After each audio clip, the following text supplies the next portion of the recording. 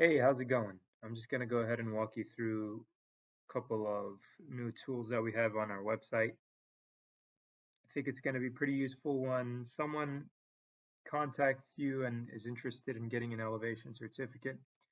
Just some information that you can have access to quickly that'll help you with communicating with that client.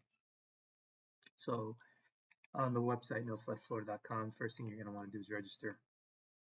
Pretty short registration form, as you can see. And once you go ahead and do that, you'll be logged into this view. Nothing too fancy, but what you're going to want to look for is this basic property search. And there's two other little reports that have graphics and things like that. But I just wanted to focus on this very basic one here. So let's say you get a person from Polk County calling and is interested in getting an elevation certificate. They tell you their address is 2801 Eastbrook Drive in Lakeland. So you just search it, and simple as that, you get all this information. You have the address, the FEMA flood zone. We see it's in an AE flood zone, the BFE, the percent of the structure that's impacted, the ground elevation, the estimated ground elevation based on the LiDAR data, and a couple of other pieces of information. Now, the nice thing about this one in particular is that we go ahead and interpolate the values for you, even if it's a riverine system. So looking at this property, we see that it is in the high-risk flood zone.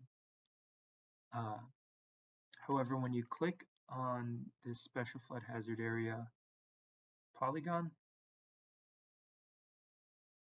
so if we click on it like we would typically find the BFE here, but it gives you a value of -9999, and that's because it's driven by the cross section.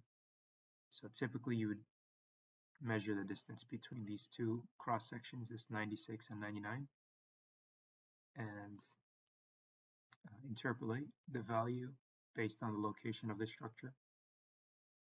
We did that for you. And also, because the ground elevation is 98.03, which is pretty close to this 98.27, we say that it's probably going to be it's probably going to be eligible for this LOMA. So that's something to keep on the lookout for whenever you do complete that elevation certificate. Something you want to see if their lowest adjacent grade is above the BFE. If it is, so definitely something you want to make mention to the property owner to give them the opportunity to go through the LOMA and get that flood insurance drop potentially.